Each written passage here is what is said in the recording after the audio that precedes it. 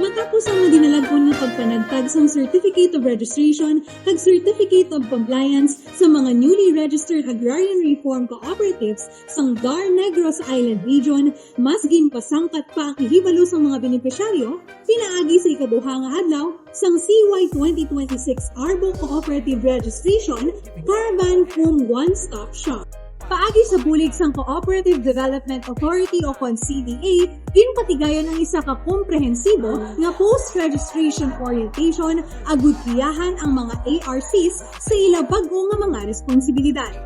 Maigid nga ginpatpat sa mga representatives gikan sa CDA ang mga requirements, mga importante nga audit reports kag ang mga legalidad nga kinahanglan sundon agud masiguro ang tayuyon kag madinalagkon nga pagpalakad sa isa ka kooperatiba.